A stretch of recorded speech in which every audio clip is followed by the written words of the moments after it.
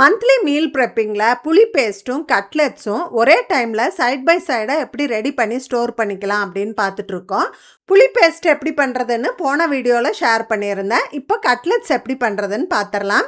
உருளைக்கிழங்கு, பட்டாணி, carrot, beans எல்லாம் 1/4 டம்ளர் தண்ணி விட்டு குக்கரில் வேக வச்சுருக்கோம்.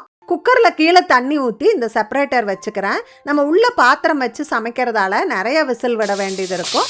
6லேருந்து 7 விசில் குக் பண்ணி எடுத்துக்கலாம்.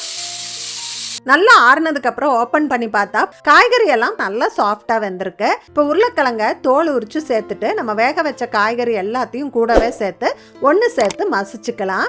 ஒரு சாப்பரில் 2 பெரிய வெங்காயம், 2 பச்சை மிளகாய், கொஞ்சம் கொத்தமல்லி, புதினா சேர்த்து நல்லா பொடியாக சாப் பண்ணி இதில் சேர்த்துக்கலாம். இது கூடவே உப்பு, சிக்கன் மசாலா பொடி, ஆம்ச்சூர் பவுடர், கொஞ்சம் ஜிஞ்சர் கார்லிக் பேஸ்ட்டு சேர்த்துக்கிறேன்.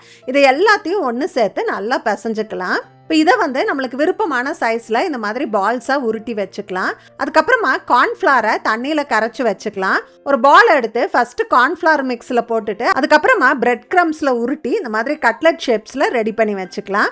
எல்லா கட்லெட்ஸையும் ரெடி பண்ணிவிட்டு இந்த மாதிரி ஏர்டைட் கண்டெய்னரில் ஸ்டோர் பண்ணிக்கலாம். நடுவில் இந்த மாதிரி பேக்கிங் ஷீட் போட்டுட்டு நம்ம லேயராக கூட ஸ்டோர் பண்ணிக்கலாம். ஒருவேளை இந்த மாதிரி கண்டெய்னர்ஸ் எல்லாம் வைக்கிறதுக்கு இடம் இல்லைன்னு நினச்சிங்கன்னா இதையும் நம்ம ஜிப்லாக் கவர்லேயே ஸ்டோர் பண்ணிக்கலாம். ஜிப்லாக் கவரில் ஸ்டோர் பண்ணும்போது நம்மளுக்கு ஸ்பேஸ் ரொம்பவே சேவ் ஆகும். இது போல் நிறைய யூஸ்ஃபுல் டிப்ஸ் தெரிஞ்சுக்க கீழே ஃபுல் வீடியோ டேக் பண்ணியிருக்கேன். செக் பண்ணி பாருங்கள். நம்ம சேனலையும் சப்ஸ்கிரைப் பண்ணிக்கோங்க.